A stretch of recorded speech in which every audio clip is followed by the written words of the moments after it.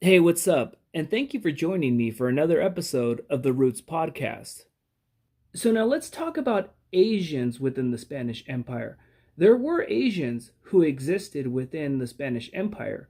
If you remember, the Philippines was also part of the Spanish Empire and it was administered by Mexico City.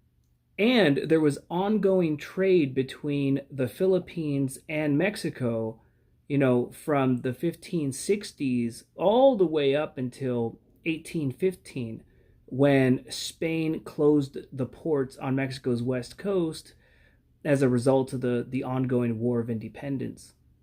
During the Mexican War of Independence, the roads leading up to the port of Acapulco in Mexico were constantly being raided and looted by bandits.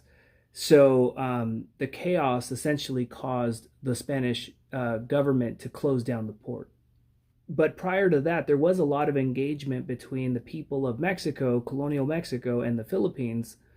Even in Guerrero today, that state has the highest amount of Asian DNA in all of Mexico. And it's all because that's where the port of Acapulco was.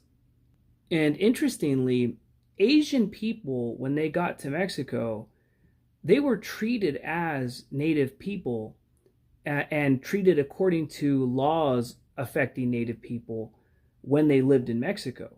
So, one interesting aspect of Spanish law was that they treated Asian people as native people, as indigenous people, as in the same type of people that lived in the Americas. So if you were an Asian person who lived in colonial Mexico, your racial identity would have been Indio, or it would have been modified as Indio Chino to imply that you came from Asia. Even if you were Filipino, they would still call you Chino back then. But you would live in indigenous communities, your racial status would be Indio. Again, the laws impacting Asian people treated them as indigenous people. And even in colonial records in the Philippines, they referred to the native people there as Indios.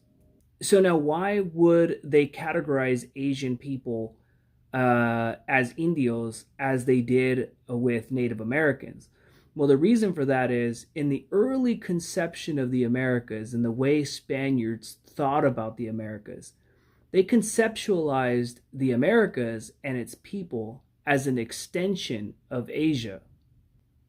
And that's why, for the entire colonial period, they referred to the Americas as Las Indias. They viewed it essentially as an extension of Asia, at least from a racial perspective and from a jurisdictional perspective. Obviously, they knew that these were two separate land masses, but this is a very early time in Western history where they were starting to make these legal distinctions. And so that's why the Americas and East Asia and parts of Southeast Asia and parts of South Asia were vaguely referred to as Las Indias. And so laws outlawing the enslavement of Asian people also occurred in Asia, or mainly the Philippines, but it happened on a slightly different timeline as the one that happened in Mexico and the rest of the Americas. And this was probably the biggest and most important distinction during the colonial period that was made legally between people in the Americas and people in Asia. Around 1571, the Spanish monarchy outlawed the enslavement of Asian people who were loyal to the Spanish monarchy and also Catholic. And so these were, this decree was similar to the laws that were passed with the laws of Burgos.